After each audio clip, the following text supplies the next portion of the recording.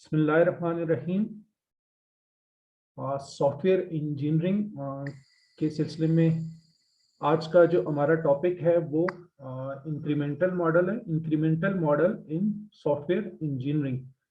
इस टॉपिक में हमने पढ़ना है कि इंक्रीमेंटल मॉडल जो है वो होता क्या है, इस इंक्रीमेंटल मॉडल को हम यूज़ कहाँ पे करते हैं, इंक्रीमेंटल मॉडल के एडवांटेजेस क्या हैं और इसके डिसएडवांटेजेस क्या हैं, और इसको हम डिफरेंट किस्म की डायग्राम की मदद से समझने की कोशिश करेंगे और ओवरऑल इसकी समरी भी हम बयान करेंगे कि इस मॉडल को हम किस तरीके से इस्तेमाल कर सकते हैं। सबसे पहले अगर आप यहाँ पे इस स्क्रीन पे इस डायग्राम को अगर आप गौर से देखें तो ये इंक्रीमेंटल मॉडल की जो है वो डायग्राम है।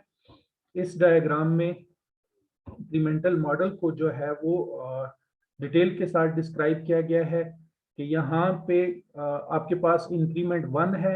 इस इंक्रीमेंट 1 में आपने सारे जो स्टेप्स हैं जो हमने प्रीवियस क्लास में पढ़े हैं वो स्टेप्स हमने इंक्रीमेंट 1 में हमने लगाने हैं। हमने communication, planning, modelling, construction, deployment, ये सारी चीज़ें लगा के और हमने पहला इंक्रीमेंट या पहला मॉड्यूल जो है वो तैयार करना है।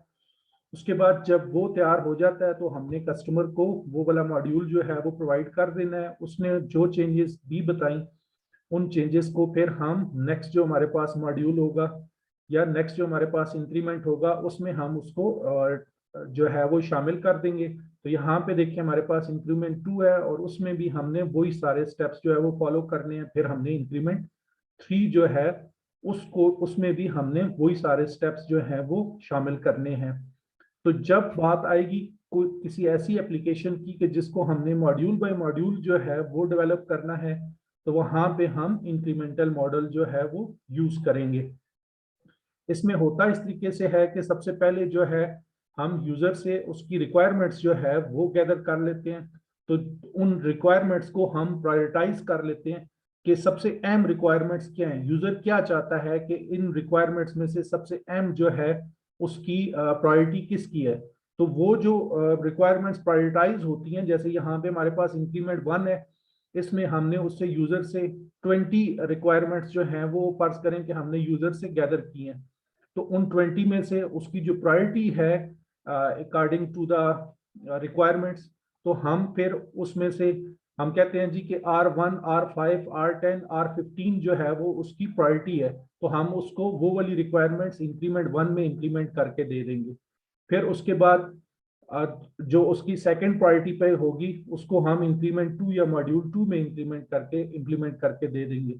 और फिर जो उसकी रिक्वायरमेंट्स 3 होंगी इंक्रीमेंट 3 में हम उसको इंप्लीमेंट करके दे देंगे। तो इस तरीके से मॉड्यूल बाय मॉड्यूल हम जब कोई सॉफ्टवेयर जो है कोई प्रोजेक्ट हम डेवलप करते हैं तो उसमें हम इंक्रीमेंटल मॉडल जो है उसको हम इस्तेमाल करते हैं। यहाँ पे भी डायग्राम की मदद से ये चीज जो है वो बताई गई है।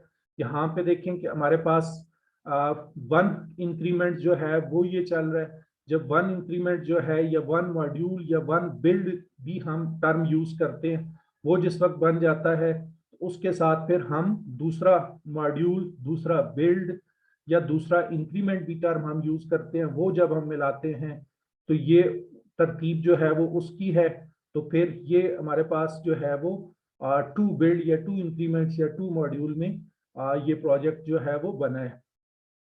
इसी तरीके से यहाँ पे भी डायग्राम की मदद से आपको ये चीज बताने की कोशिश की जा रही है कि यूजर से हमने रिक्वायरमेंट जिस वक्त गैदर की हैं तो यूजर को हमने वो पांचों जो स्टेप्स है हमारे पास ये वाले communication, planning, modelling, construction, deployment, ये हमने वो सारे स्टेप्स इस्तेमाल करके हमने यूजर को ये एक मॉड्यूल बना के दे दिया। उस मॉड्यूल को हमने ए का नाम दिया। फिर उसके बाद हमने यूजर को दूसरा मॉड्यूल बना के दे दिया और उसको हमने बी का नाम दिया है और ए बी उसमें शामिल है। ए में ही अपडेशन हुई है और ये मॉड्यूल बी हमारे पास आ गया।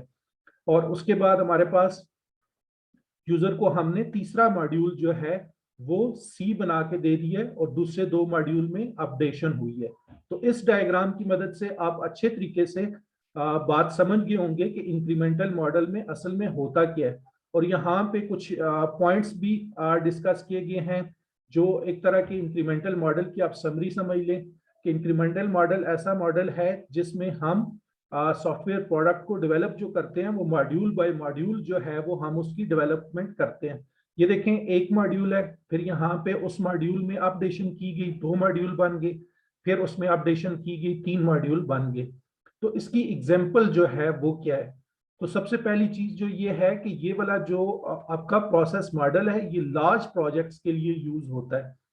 लार्ज प्रोजेक्ट्स में जैसे हम एग्जांपल के तौर पे लेते हैं LMS of a university, learning management system of a university, अगर हम उसकी बात करें तो एक बहुत बड़ा प्रोजेक्ट होता है। उस प्रोजेक्ट में हम इस्तेमाल करेंगे इस इंक्रीमेंटल मॉडल को। किस तरीके से? इस तरीके से कि उसमें डिफरेंट मॉड्यूल्स हमारे पास हो सकते हैं। जैसे हम कहते हैं जी कि टीचर की अटेंडेंस का मॉड्यूल हो सकता है, स्टूडेंट की अटेंडेंस का मॉड्यूल हो सकता है, जो बाकी स्टाफ है उसकी अटेंडेंस का मॉड्यूल हो सकता है। उसमें जो डिफरेंट किस्म की जो मैनेजमेंट है यूनिवर्सिटी की उसके लिए डिफरेंट व्यूज हो सकते हैं। तो ये सारे अलग अलग और भी आपने LMS डिफरेंट यूनिवर्सिटीज के आपने पढ़े होंगे, सुने होंगे, देखे होंगे। तो उसमें और भी बहुत ज्यादा चीजें जो है वो शामिल होती हैं। तो वो सारी चीजें जो हैं वो एक बिल्ड में, एक इंक्रीमेंट में, एक मॉड्यूल में नहीं बनती, वो बल्कि मॉड्यूल बाय मॉड्यूल जो है वो बनती हैं। LMS ऑफ अ यूनिवर्सिटी जो है वो बेस्ट एग्जांपल जो है वो इंक्रीमेंटल मॉडल की हो सकती है कि जिसको हम मॉड्यूल बाय मॉड्यूल डेवलप करते हैं। इसमें एक और चीज बड़ी अहम है कि इसमें जो कस्टमर है उसकी इंटरेक्शन जो है वो मैक्सिमम है। जिस तरह से लास्ट हमने वाटरफॉल मॉडल की हमने बात की थी, तो वाटरफॉल मॉडल के अंदर आपने देखा था कि कस्टमर की इन्वॉल्वमेंट जो है वो ना होने के बराबर थी। उसने अपनी रिक्वायरमेंट्स दे दी और आफ्टर अ ह्यूज टाइम जब प्रोडक्ट जो है वो बनी तो फिर हमने जाके कस्टमर को दिखाई और हमने कहा था कि प्रॉब्लम ये हो सकती है कि कस्टमर की जो रिक्वायरमेंट्स हैं वो चेंज हो सकती हैं। तो वो प्रॉब्लमेटिक था। यहाँ पे ये है कि आपने एक मॉड्यूल बनाया, ये देखें आपने ए मॉड्यूल बना दिया, आपने कस्टमर को दे दिया, कस्टमर ने उसको देखा, उसमें किसी किस्म की चेंज, अपडेशन, कोई भी रिक्वायरमेंट्स थी तो कस्टमर ने उसको टीम को बता दिया और उसमें ये मॉड्यूल बी बना और उसमें वो अपडेशन होगी। उसमें फिर मॉड्यूल सी बना और उसमें अपडेशन होगी। तो कस्टमर की जो इंटरेक्शन है वो मैक्सिमम है। तो ये एक तरह से आपका एजाइल जो प्रोसेस हम नेक्स्ट लेक्चर्स में हम पढ़ेंगे, तो एजाइल प्रोसेस की भी एक तरह से और आइटरेटिव प्रोसेस जो है उन दोनों का मजमूआ है ये incremental model.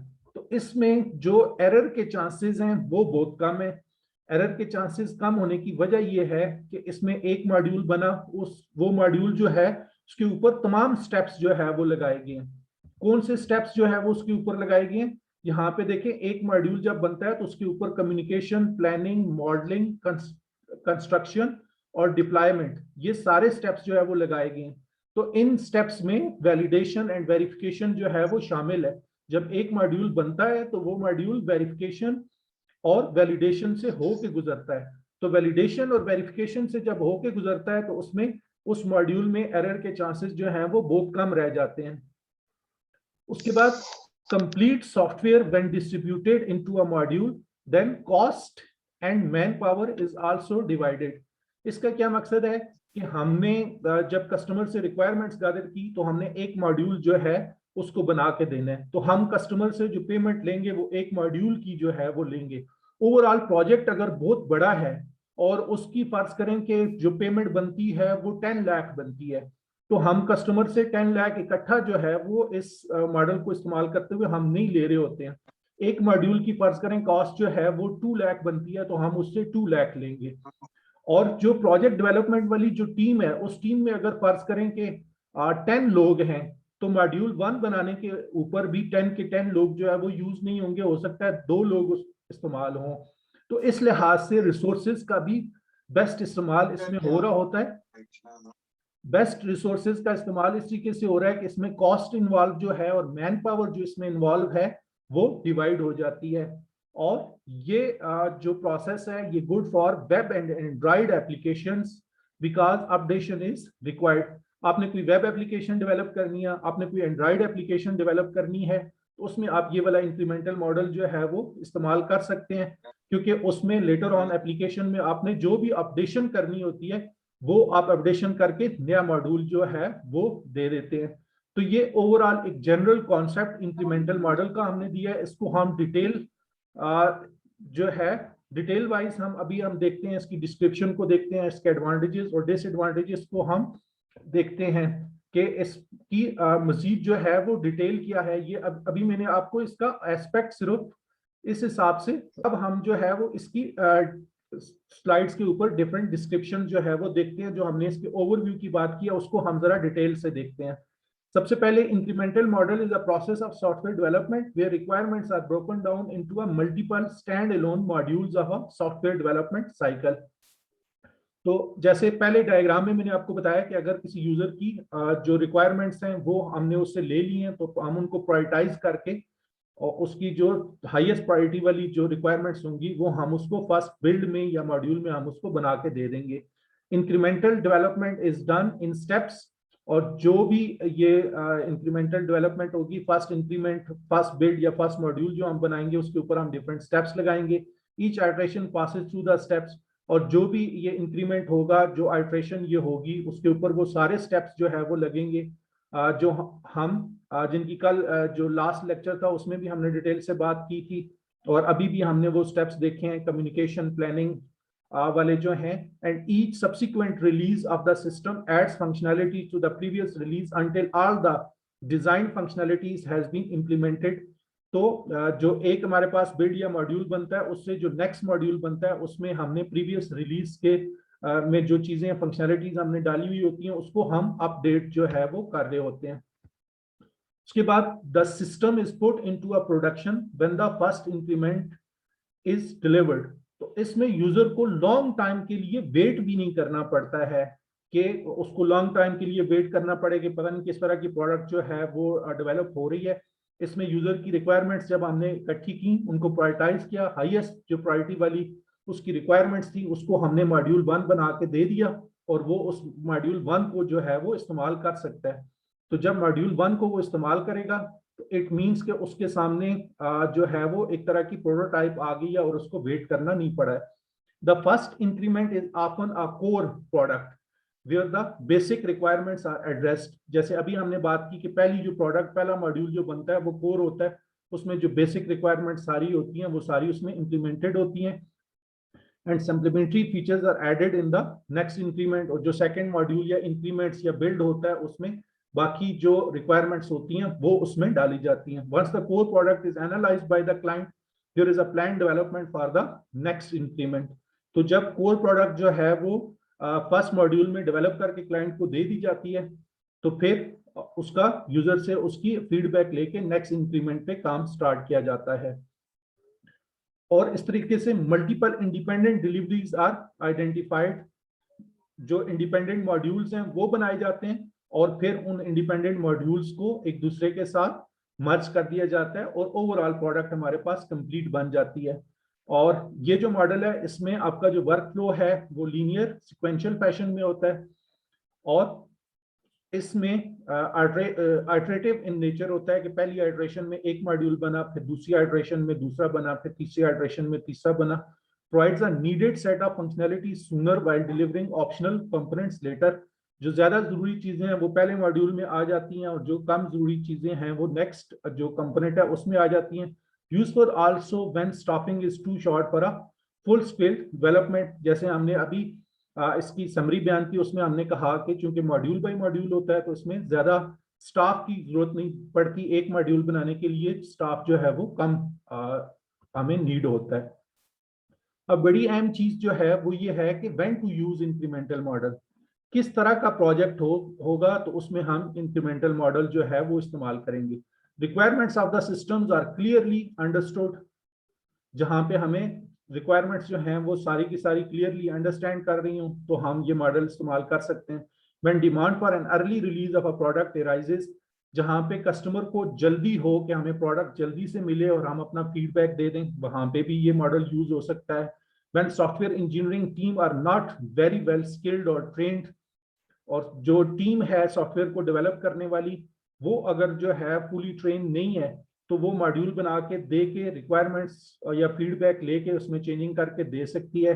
When high risk features and goals are involved, जहां पे रिस्क फीचर जो हैं वो ज्यादा हों, मींस के किसी किस्म की गलती की कोई गुंजाइश ना हो, तो वहां पे हम यूज करते हैं। Such methodology is more in use for web application and product based companies. तो ये हमने अभी पहले कहा है कि एंड्रॉइड या वेब एप्लीकेशन में हम इसको ज्यादा इस्तेमाल करते हैं।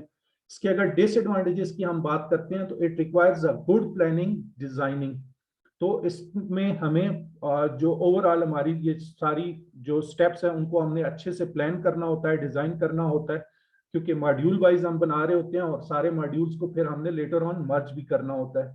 Problems might cause due to the system architecture as such, not all requirements collected upfront to the entire software life cycle. और ये चीज भी हम प्रीवियस लेक्चर में भी इसकी डिटेल से हम बात कर चुके हैं कि प्रॉब्लम जो रिक्वायरमेंट्स हैं उनको गैदर करना बहुत ज्यादा प्रॉब्लमेटिक होता है, और सारी की सारी रिक्वायरमेंट्स जो हैं वो एक दफा इकट्ठी की भी नहीं जा सकती। वो ये है कि जो रिक्वायरमेंट्स गैदर करने वाली टीम है वही कोई क्वेश्चन जो है वो छोड़ सकती है, या उसने सारे क्वेश्चन पूछे, जो स्टेक होल्डर्स हैं वो अपनी रिक्वायरमेंट्स उस टाइम जो है वो बेहतर तरीके से नहीं बता सके। Each iteration phase is rigid and does not overlap each other. Her phase, her module एक दूसरे से इंडिपेंडेंट है, वो ओवरलैप जो है वो नहीं करता है। Rectifying a problem in one unit requires correction in all the units and consumes a lot of time. तो हमने ओवरऑल एक प्रोडक्ट डेवलप करके देनी है, तो मॉड्यूल में एक मॉड्यूल हमने बना के देनी है, units by units, part by parts हमने बना के देनी है, तो लेटर ऑन उसको हमने मर्ज करना है। तो लिहाजा किसी किस्म की कोई प्रॉब्लम एक मॉड्यूल के अंदर वो लेटर ऑन ओवरऑल सारे प्रोडक्ट को भी प्रॉब्लमेटिक बना सकती है। और जो हमारे पास ये मॉडल है इसके बेनिफिट्स जो हैं वो हमारे पास क्या है? The cost of accommodating changing customer requirements is reduced. तो इसमें हमने पहले जैसे बात की कि कस्टमर की जो इन्वॉल्वमेंट है वो काफी ज्यादा है, इसलिए इसमें जो चेंज है प्रोडक्ट के अंदर करने की, वो जो है हमें एक्सपेंसिव ऐसा जो है वो नहीं पड़ती है, क्योंकि हर मॉड्यूल के बाद जो है वो यूजर जो है वो इंटरेक्ट कर रहा होता है, जो कस्टमर है वो इंटरेक्ट कर रहा होता है, वो अपनी रिक्वायरमेंट्स जो है वो बता रहा होता है, तो वो अगले मॉड्यूल में चेंज होके अपडेट होके आ जाती हैं। It is easier to get customer feedback on the development work that has been done. और कस्टमर से फीडबैक हमें मॉड्यूल बाय मॉड्यूल वो मिल रहा होता है, जो कि बहुत ज्यादा इंपॉर्टेंट है। more rapid delivery and deployment of useful software to the customer is possible। और चूंकि लॉन्ग टाइम जो कस्टमर है उसको वेट नहीं करना पड़ता, फर्स्ट मॉड्यूल जो है वो वर्किंग कंडीशन में उसको मिल जाता है, उसकी डिलीवरी और डिप्लॉयमेंट हो जाती है, वो उसको इस्तेमाल करता है और अपना फीडबैक देता है। Errors are easy to be identify. अगर मॉड्यूल में किसी किस्म का कोई एरर है तो वो जो टीम है फर्स्ट मॉड्यूल बनाते हुए वो भी उसको वेरीफाई और वैलिडेट करती है, और कस्टमर भी अपना फीडबैक देता है। Lowers initial delivery cost. तो जैसे हमने कॉस्ट की भी पहले बात की है कि अगर ओवरऑल प्रोजेक्ट 10 लाख का है तो मॉड्यूल 1 के लिए 10 लाख की रिक्वायरमेंट्स नहीं होती, तो इनिशियल डिलीवरी कॉस्ट जो है वो भी कम होती है। उसके बाद नेक्स्ट जो हमारे पास है वो इंक्रीमेंटल डिलीवरी जो है उसकी डायग्राम है। उसको अगर आप गौर से यहाँ पे देखें तो सबसे पहले हमने रिक्वायरमेंट्स जो हैं वो डिफाइन आउटलाइन रिक्वायरमेंट्स जो हैं वो हमने गैदर की। उन रिक्वायरमेंट्स को हमने फिर क्या किया? Assign requirements to increments. तो हमने जैसे पहले कहा कि हम उन रिक्वायरमेंट्स को प्रायोरिटाइज करेंगे, जो सबसे इंपॉर्टेंट रिक्वायरमेंट्स हैं उनका हम, जो कोर रिक्वायरमेंट्स हैं उनका हम मॉड्यूल 1 बनाएंगे, तो हम उनको इंक्रीमेंट्स में डिवाइड करेंगे। फिर हमने design system and system architecture, फिर उन रिक्वायरमेंट्स की बेस के ऊपर हमने मॉड्यूल 1 का जो आर्किटेक्चर है वो हमने तैयार किया। फिर डेवलप सिस्टम इंक्रीमेंट, और सिस्टम का जो फर्स्ट इंक्रीमेंट मॉड्यूल है वो हमने रेडी किया। फिर वहां से हम देखिए एरो का जो सिंबल है वो हमारे पास यहाँ पे स्टार्ट में यहाँ पे आ रहा है, तो इट मींस के फिर वो जो मॉड्यूल बना है उसको हमने वैलिडेट किया है, टेस्ट उसको हमने किया, फिर उसको हमने इंटीग्रेट जो है वो अगर पहले से मौजूद कोई था मॉड्यूल तो उसके साथ हमने उसको इंटीग्रेट करना है। फिर ओवरऑल जब सिस्टम हम बनेगा तो उसको हमने वैलिडेट एंड टेस्ट करना है, और फिर टेस्टिंग के बाद फिर हमने उसको कस्टमर की पोजीशन पे जाके हमने उसको डिप्लॉय करना है, और उसके बाद हमने फाइनल सिस्टम जो है, जो हमारे पास कंप्लीट सिस्टम है, उसको हमने डिप्लॉय करना है, या फिर हमने यहाँ से ऊपर जाना है डेवलप सिस्टम इंक्रीमेंट, तो नेक्स्ट इंक्रीमेंट की तरफ हमने जाना है। तो ये इंक्रीमेंटल डिलीवरी की डायग्राम है। उसके बाद जो ये इंक्रीमेंटल डिलीवरी है, इसके एडवांटेजेस जो हैं वो हमारे पास क्या है? Customer value can be delivered with each increment, so system functionality is available earlier. पहले भी हम ये बात कर चुके हैं, रिपीट हो रहा है ये पॉइंट यहाँ पे कि जो सिस्टम है हमारे पास, वो चूंकि जल्दी मॉड्यूल 1 के उसकी डिलीवरी जो है वो हो जाती है, तो कस्टमर के पास जो है वो प्रोडक्ट जो है वो जल्दी पहुंचती है और वो उसकी फंक्शनैलिटी को अर्लियर चेक कर सकता है। Early increments act as a prototype to help requirements for later increments. तो एक तरह की प्रोटोटाइप जो है वो कस्टमर के पास पहुंच जाती है और वो उसको चेक करता है और उसमें अपनी जो फीडबैक है वो देता है, और ओवरऑल प्रोजेक्ट के फेलियर के चांसेस जो हैं वो बहुत कम होते हैं, क्योंकि मॉड्यूल बाय मॉड्यूल होता है। किसी एक मॉड्यूल में कोई एरर है तो वो उसको पहले टीम चेक करती है, फिर कस्टमर फीडबैक देता है, फिर वो मॉड्यूल जो है वो पास होता है, फिर वो नेक्स्ट ओवरऑल प्रोजेक्ट के जो मॉड्यूल्स हैं उनके साथ जो है वो मर्ज होता है। तो प्रोजेक्ट का जो फेलियर है उसके चांसेस बहुत कम है। तो highest priority system services tend to receive the highest priority system services tend to receive the most testing। तो टेस्टिंग जो है वो इसमें इन्वॉल्व इस तरीके से है कि जिस वक्त फर्स्ट जो फेजेस हैं इंक्रीमेंटल मॉडल के वो हुए, तो लास्ट में उसकी टेस्टिंग हुई, वैलिडेशन एंड वेरिफिकेशन उसकी हुई, जो टीम थी प्रोजेक्ट डेवलप करने वाली उसने की, और फिर उसके बाद जो है वो कस्टमर के पास वो मॉड्यूल किया, कस्टमर ने उसको एज अ प्रोटोटाइप उसको यूज किया, उसमें किसी किस्म की कोई प्रॉब्लम्स आए तो कस्टमर ने उन प्रॉब्लम्स को आइडेंटिफाई किया, वो उसमें से रिमूव हुए, और कस्टमर ने जो अपनी रिक्वायरमेंट्स मजीद बढ़ाई, वो नेक्स्ट में जो है वो यूज होना शुरू होगी। तो ये आज का जो हमारा लेक्चर था इंक्रीमेंटल मॉडल के ऊपर। तो इसमें किसी किस्म का कोई क्वेश्चन है तो आप क्वेश्चन जो है वो पूछ सकते हैं, और क्वेश्चन जो है किसी किस्म का अगर आपका है तो क्वेश्चन आप जो है वो